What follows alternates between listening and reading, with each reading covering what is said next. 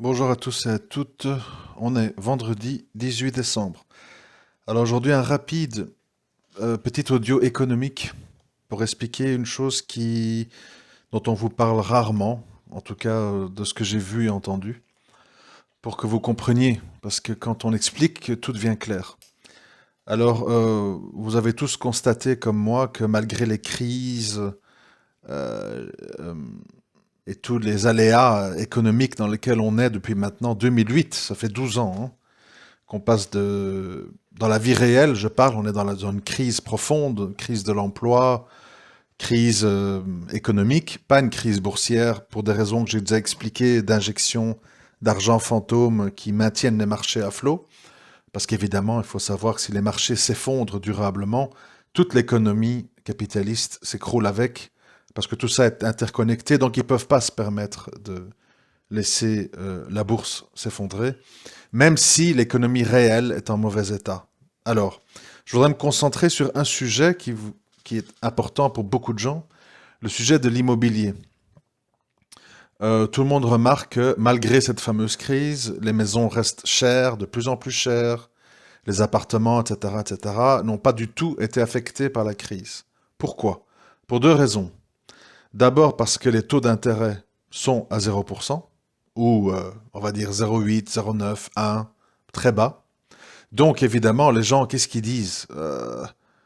Avec l'argent qu'on a à disposition, on rachète tout ce qu'on peut comme bien immobilier, puisque l'argent ne nous coûte pratiquement rien.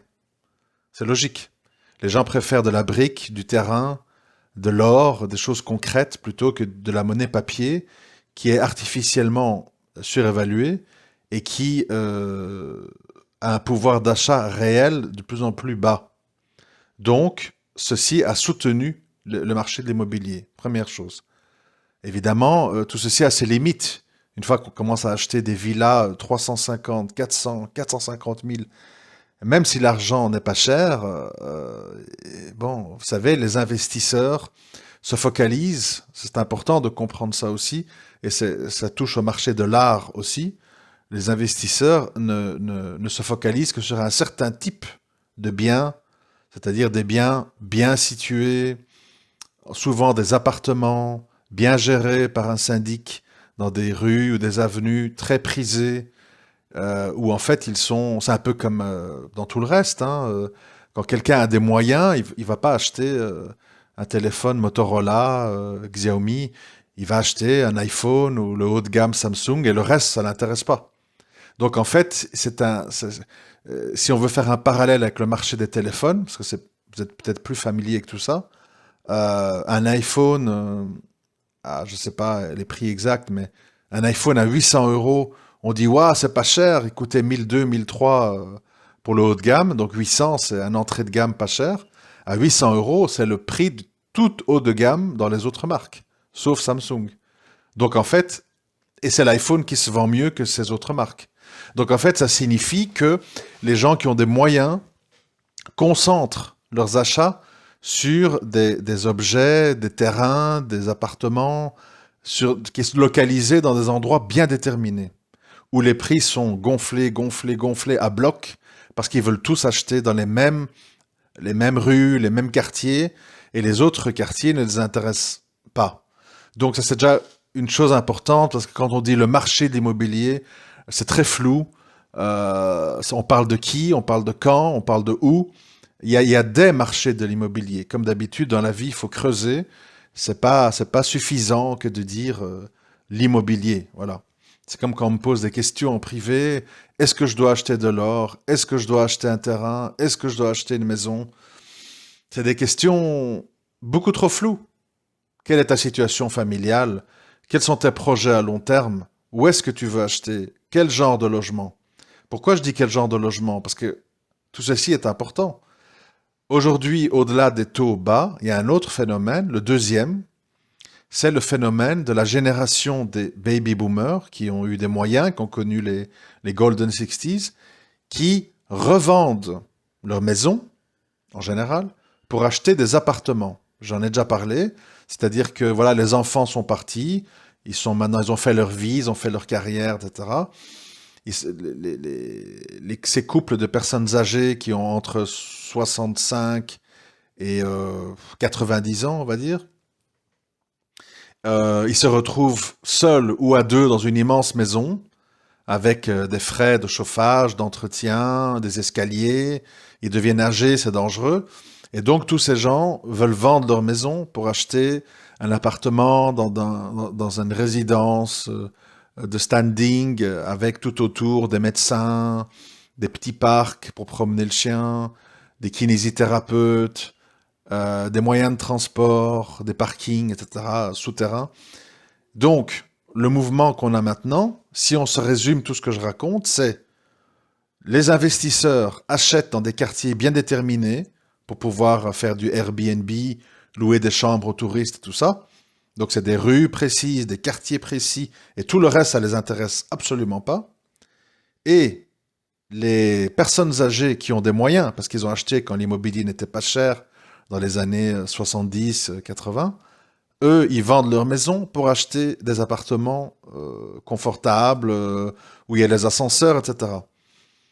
Mais, à un moment donné, quand les quartiers prisés, ou quand le tourisme, comme on l'a avec le Covid, vont être fortement impactés, et que les gens qui ont investi pour faire du Airbnb ne vont plus louer aussi facilement, et quand les prix auront atteint un certain plafond au-delà duquel ce n'est plus rentable, on ne peut pas faire payer la nuit une chambre à Paris sous prétexte que dans une rue intéressante, 3, 4, 500 euros la nuit. Donc, il faut que ça reste aussi réaliste.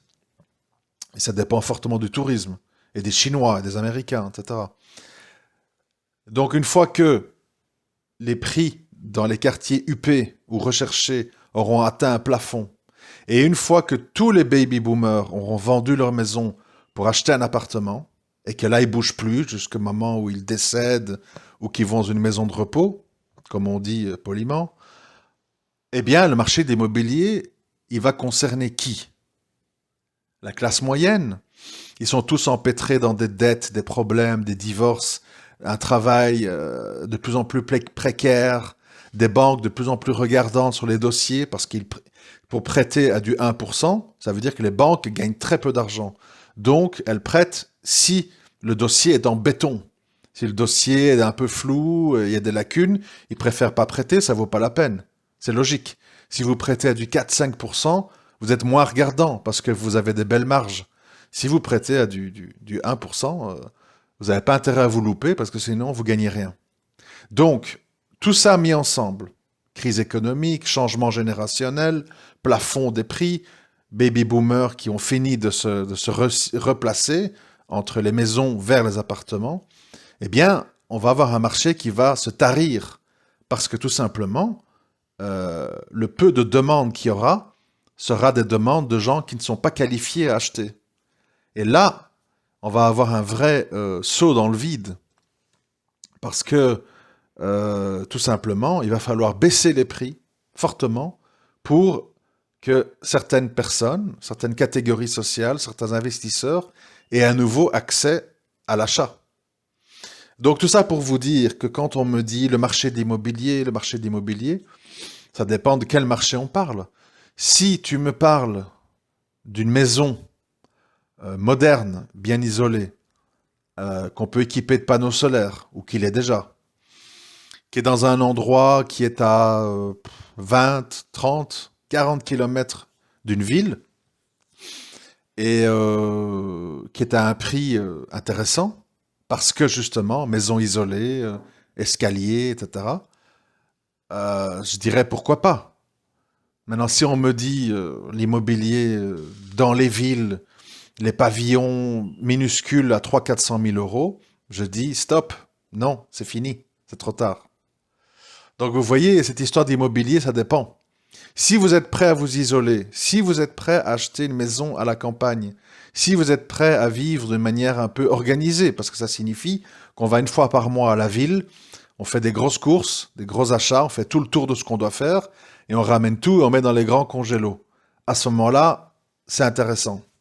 Mais si on me dit rejoindre un appartement dans un immeuble où il y a des gros frais de fonctionnement, surévalué parce qu'il y a une forte demande des baby boomers, etc. C'est de la folie. C'est de la folie parce que vous allez vous retrouver avec des dettes et nous, particuliers, comparés aux banques, etc., on va pas nous renflouer, nous sauver. On va saisir. C'est comme ça. Le petit paye, on sauve les too big to fail et on laisse couler les petits. C'est comme ça que ça marche. Donc il faut pas être idiot. Ça c'est pour le dossier immobilier. Ensuite, rien à voir, mais j'en profite que je suis avec vous pour parler de ceci. Vous savez, dans la vie, il faut toujours se retenir de parler trop vite et d'avoir des opinions toutes faites, calquées sur nos impressions. Parce que la vie, elle est compliquée, l'économie et le commerce, c'est très compliqué. Pourquoi? Parce que dans le commerce, il y a plusieurs aspects qui jouent. Il y a tout le paramètre réaliste, conscient, c'est-à-dire le prix, l'apparence, les spécificités techniques, les choses qu'on peut mesurer, quantifier. Et puis il y a tout l'aspect inconscient, c'est-à-dire la marque, l'image que cette marque véhicule, la sensation qu'on a. Vous voyez, l'être humain n'est pas un robot, contrairement à ce qu'on veut nous dire. L'humain est humain. Et l'humain, il est sujet à toute une série de paramètres qui vont bien au-delà comment je vais dire, des choses qui nous paraissent évidentes. Et donc, c'est pour ça que l'humain étant humain, ça c'est un petit peu toute la plus-value du marketing dans la vie. L'humain étant humain, il est soumis à des influences qui ne sont pas quantifiables, qui ne sont pas mesurables, qui ne sont pas toujours logiques. Rappelez-vous ce que je vous ai dit en début d'audio. Beaucoup de gens sont prêts à se saigner et à trouver de l'argent pour acheter un iPhone de base à 800 euros. Et peu de gens sont disposés à trouver 800 euros pour un téléphone OnePlus ou Xiaomi à 800 euros qui est un tout haut de gamme. Parce que le Xiaomi ou le OnePlus renvoie une image technique. C'est des produits très techniques, avec des bons écrans, qui rechargent vite, qui sont sous Android, qui sont stables, qui sont tout ce qu'on veut. Mais iPhone et Apple s'est entouré d'un comment je vais dire, d'un microclimat, d'une ambiance qui fait que les gens se sentent mieux quand ils sont dans l'écosystème Apple que quand ils sont chez les autres. Et pour ça, les gens payent.